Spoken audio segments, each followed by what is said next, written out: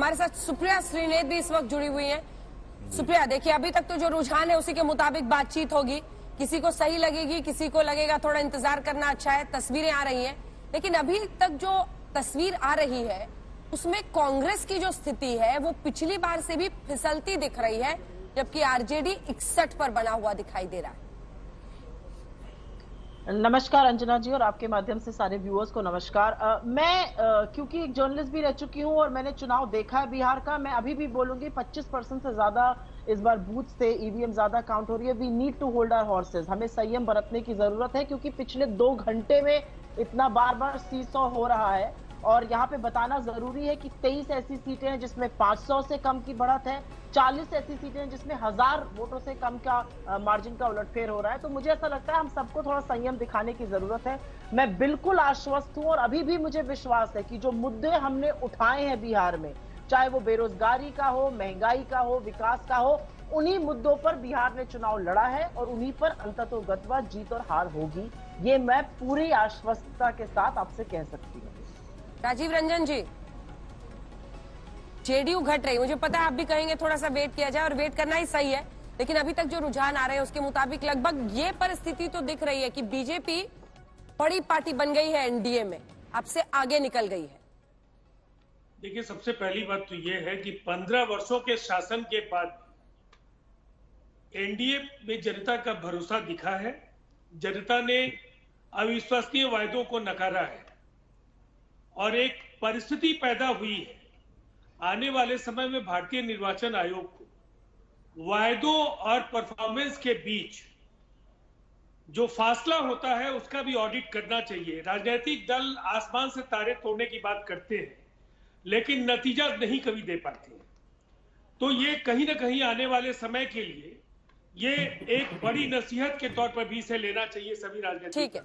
ठीक है, लेकिन मेरे सवाल का जवाब नहीं मिला सर, और वो सवाल ये था कि एंटी इनकम्बेंसी ही सही जो आप कह रहे हैं, लेकिन उसके बावजूद उस पर नीतीश कुमार भारी पड़े या बीजेपी उस पर भारी पड़ी?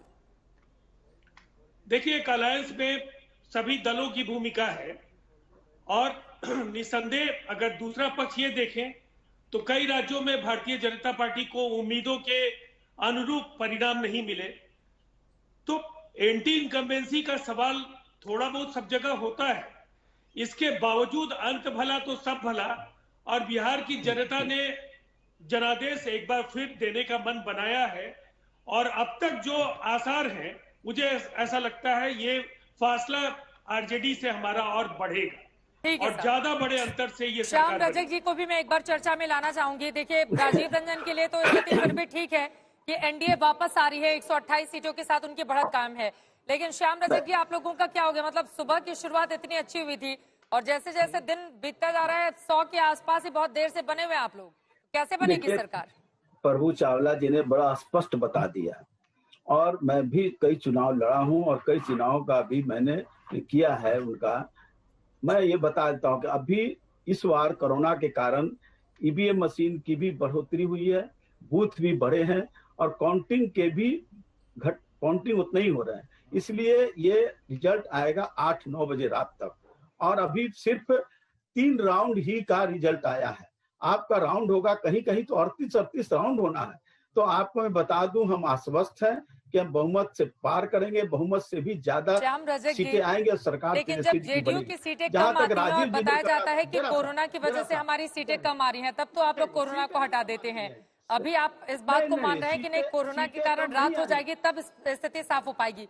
मतलब ये जो 28 सीटों की बड़ी बढ़त एनडीए पर है, इसको कैसे कम कर लेंगे आप? इसको नहीं मानता हूं मैं, ये तो 3 ही राउंड का है। और आप जब चुनाव का आप लोग तो अंजना जी सर्वेक्षण भी करते रहे पहले के भी, तो हर राउंड में आदमी, और आपने ही कहा है कि 1000 वाले इतने, 5000 वाले इतने, तो ये सबको मेकअप करके आगे बढ़ता है। क्योंकि ये देखिए एनडीए, अब ये कहने में मुझे बड़ा संकोच लग रहा है लेकिन ये सच्चाई है कि एनडीए का स्टेपनी है सुशासन बाबू, स्टेपनी बाबू बन गए हैं और जो चल रही है गाड़ी वो कहां पर पंक्चर करेगी और स्टेपनी काम के लायक नहीं रहेगी। इसके बाद मेरी गाड़ी बढ़ते जाएगी क्योंकि जनता का समर्थन, जनता का विश्वास हमको मिला है।